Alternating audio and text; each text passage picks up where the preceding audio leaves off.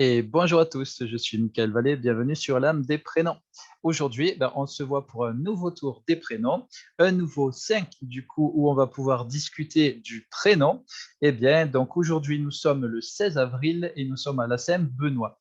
Eh bien, vous n'êtes pas sans savoir que Saint-Benoît, au final, c'est un saint, hein, du coup forcément, hein, qui est considéré comme une des 7 forces de l'univers. Donc, ça veut dire que après son décès, il a été élevé au rang de ce qu'on appelle les maîtres ascensionnés.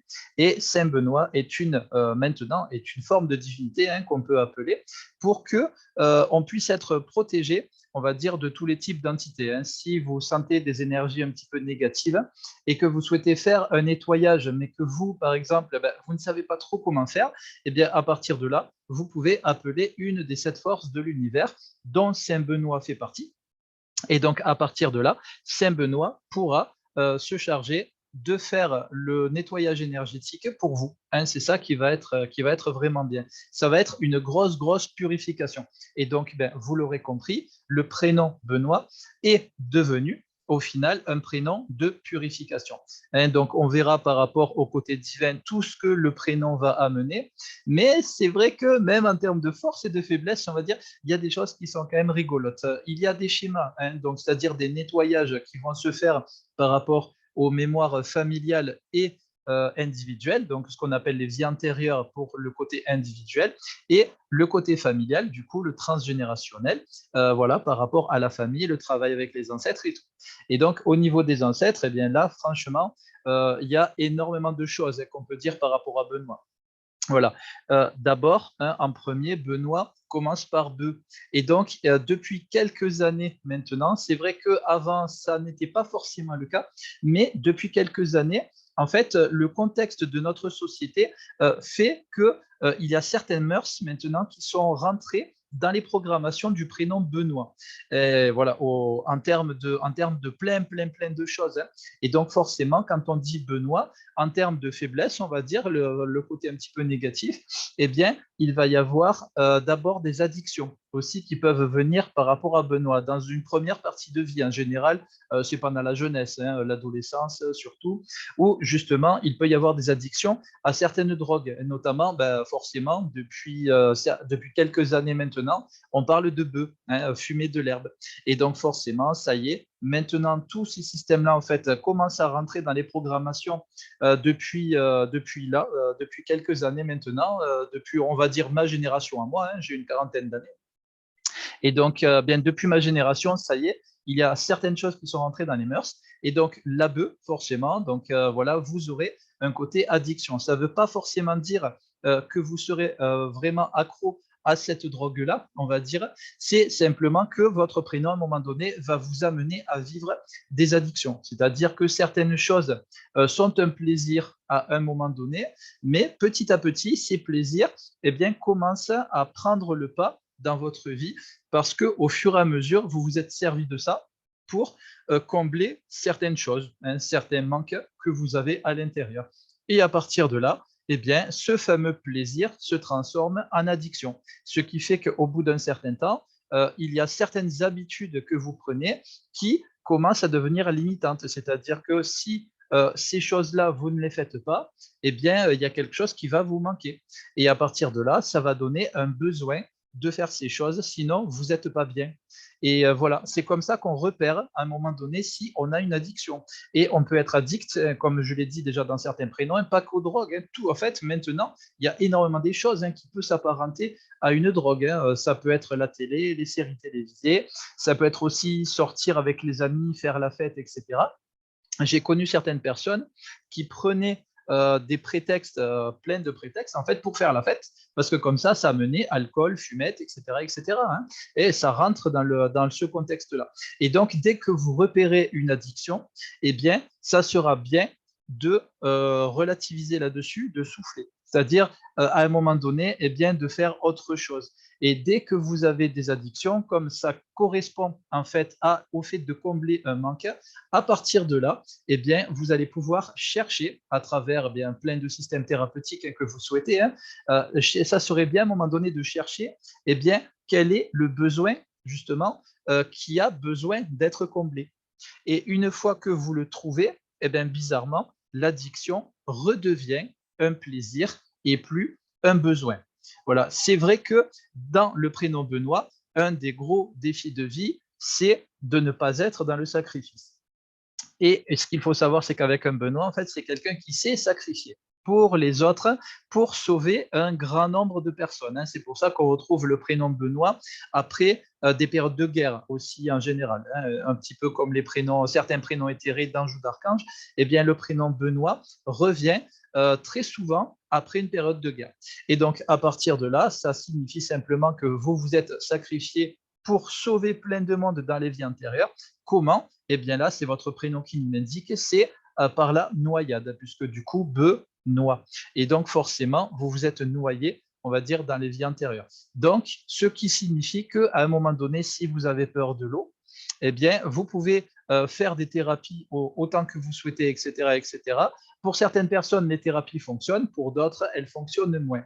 Sachez que par rapport à la reprogrammation de l'inconscient, si les thérapies on va dire, ne fonctionnent pas comme elles le devraient, ça veut dire que vous allez pouvoir, du coup, discuter avec votre inconscient et votre but sera de reprogrammer votre inconscient par l'action.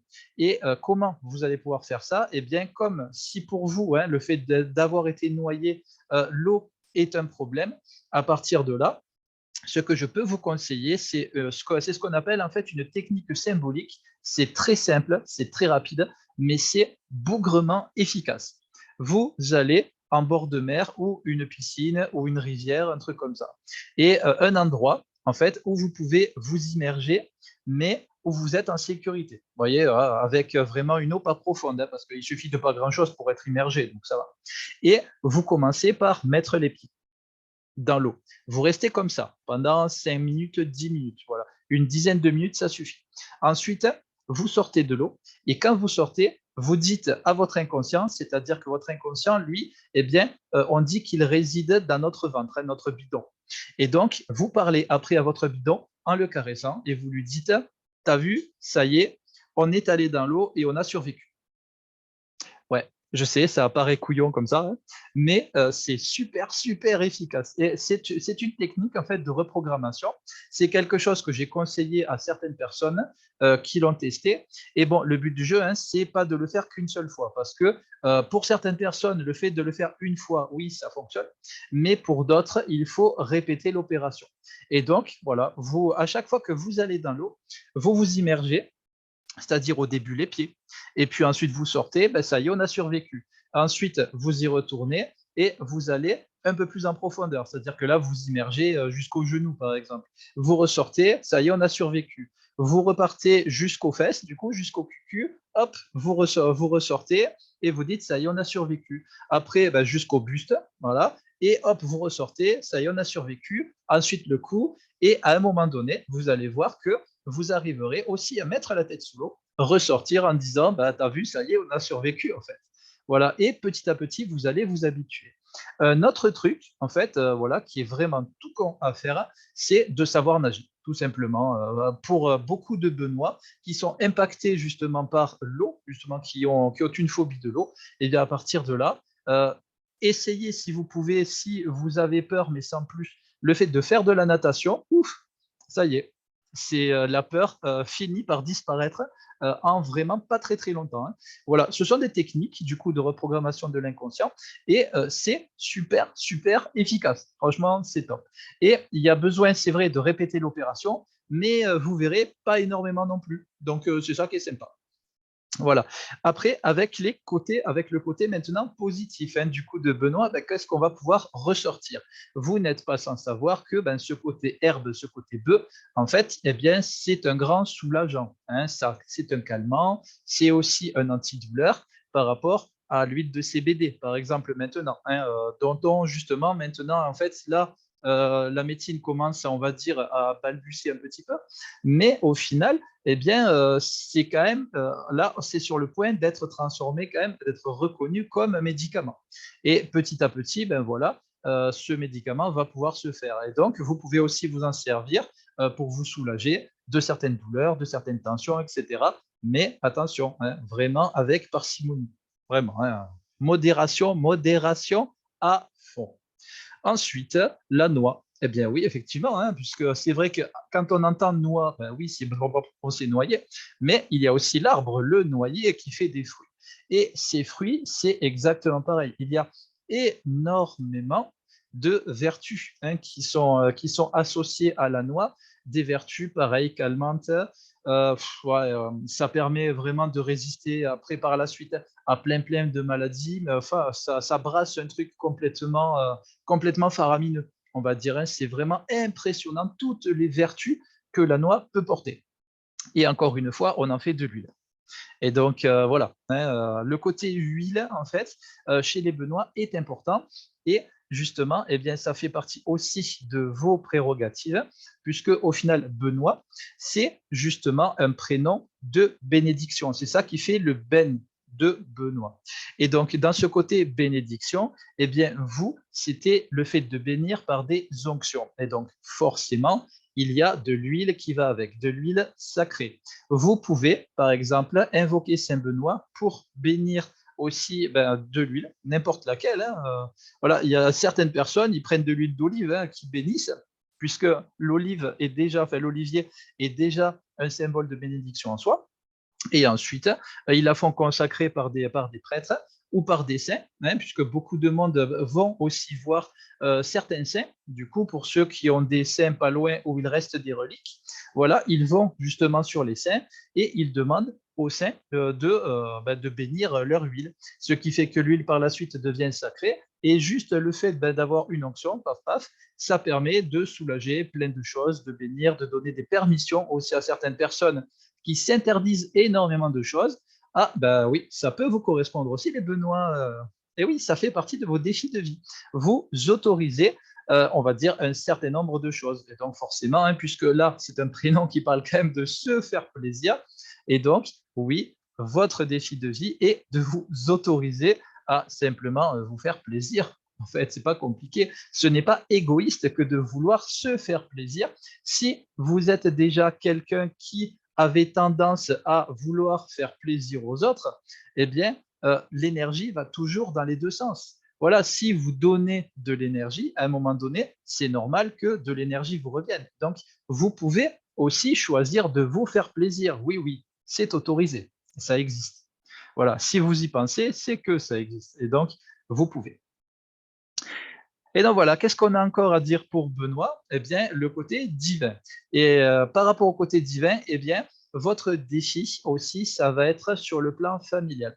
Voilà, vous n'êtes pas sans savoir que, en fait, dans les Benoît, eh bien, quand on entend Ben, on pense forcément à l'oncle Ben. Hein, ça, c'est vrai. C'est passé justement maintenant dans le côté, on va dire, des mœurs. Voilà, c'est devenu une programmation depuis que la publicité existe. Hein. Les gens, à force de répéter le slogan de la publicité, vous avez eu chaud quand même, hein, les gars, hein, purée, les Benoît, vous avez vraiment eu chaud parce que justement, maintenant on dit qu'avec l'oncle Ben, c'est toujours un succès. Chou, heureusement.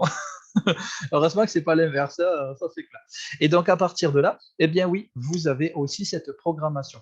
Et donc par la suite, ben, sachez que pendant les périodes où vous doutez de vous, eh bien vous êtes programmé quand même hein, pour réussir tout ce que vous souhaitez entreprendre. S'il y a des choses où justement que vous souhaitez faire, si vous avez des rêves que vous souhaitez atteindre, vous pouvez mettre en place ces choses-là parce que vous êtes ben, forcément programmé pour réussir de par ce côté publicité. Et ensuite, au niveau des enfants, ben, bien sûr, hein, là, si vous êtes un oncle ou alors ben, que vous avez des enfants que vous occupez régulièrement, qui vous appellent tonton, forcément, eh bien, vous allez devenir vous-même l'incarnation de l'oncle Benz. Et donc, si en plus vous leur faites du riz à manger, c'est voilà, c'est vrai que des fois, ça paraît vraiment con, hein, mais au niveau des programmations, tout ce qu'on a autour de nous et qui nous amuse, ça finit par nous programmer.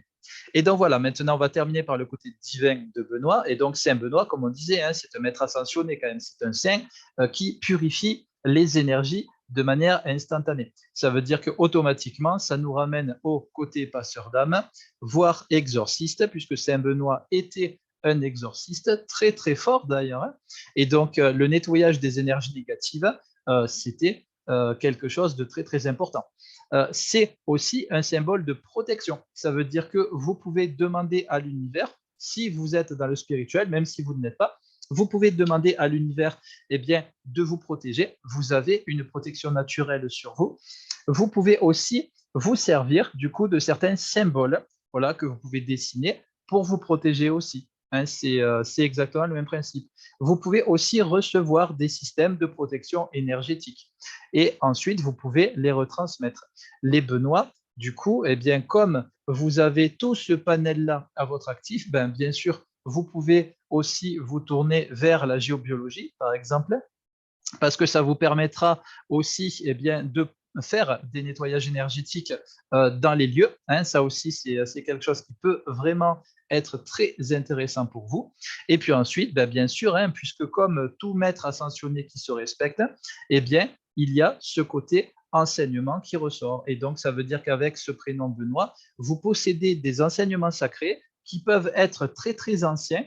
Et ces enseignements, si vous arrivez à développer votre médiumnité pour écouter vraiment ce que l'univers va vous dire, les messages que vous allez recevoir venant de vos guides de lumière, à partir de là, vous allez pouvoir récupérer tout un ensemble d'enseignements sacrés que vous allez pouvoir d'abord expérimenter dans votre vie et par la suite, en voyant en fait que cet ensemble d'enseignements sacrés vont fonctionner pour vous, vont vous donner une évolution, à partir de là, votre rôle sera de retransmettre tout ça.